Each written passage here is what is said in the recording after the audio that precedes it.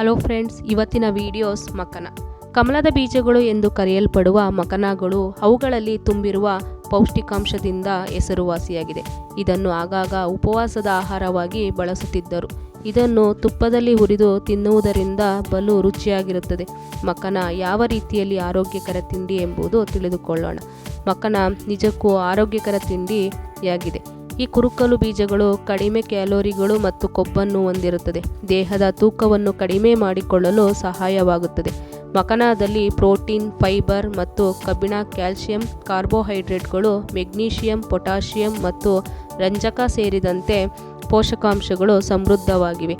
ಅವುಗಳ ಹೆಚ್ಚಿನ ಫೈಬರ್ ಅಂಶವು ಹೊಟ್ಟೆ ತುಂಬಿದ ಭಾವನೆಯನ್ನು ಉತ್ತೇಜಿಸುತ್ತದೆ ಮತ್ತು ಜೀರ್ಣಕ್ರಿಯೆಗೆ ಸಹಾಯ ಮಾಡುತ್ತದೆ.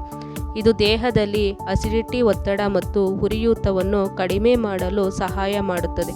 ಇದು ವಿಟಮಿನ್ ಎ, ಡಿ, ಇ ಮತ್ತು ಕೆ ನಂತಹ ಪೋಷಕಾಂಶಗಳನ್ನು ಹೊಂದಿದೆ.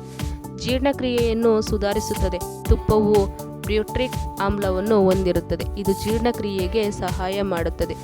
ಮಕನ ಕಮಲದ ಬೀಜಗಳು ತುಪ್ಪದಲ್ಲಿ ಹುರಿದು ತಿನ್ನುವುದರಿಂದ ಆಹಾರ ಸುಲಭವಾಗಿ ಜೀರ್ಣವಾಗಲು ಸಹಾಯ ಮಾಡುತ್ತದೆ. ಮಕನದಲ್ಲಿ ಕಡಿಮೆ ಕ್ಯಾಲೋರಿಗಳು ಮತ್ತು ಫೈಬರ್ ಅಧಿಕವಾಗಿರುತ್ತದೆ. ಶಕ್ತಿಯನ್ನು ಹೆಚ್ಚಿಸುತ್ತದೆ. ತುಪ್ಪವು ಶಕ್ತಿಯನ್ನು ಒದಗಿಸುತ್ತದೆ ಮತ್ತು ಅದರಲ್ಲಿ ಮಕನವನ್ನು ಹುರಿಯುವುದರಿಂದ ಶಕ್ತಿ ಹೆಚ್ಚುತ್ತದೆ.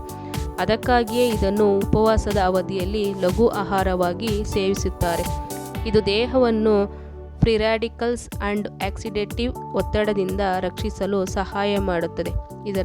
ಇದರಲ್ಲಿ ಕಡಿಮೆ ಸೋಡಿಯಂ ಅಂಶದಿಂದಾಗಿ ಕೊಲೆಸ್ಟ್ರಾಲ್ ಮಟ್ಟವನ್ನು ಕಾಪಾಡಿಕೊಳ್ಳಲು ಸಹಾಯ ಮಾಡುತ್ತದೆ.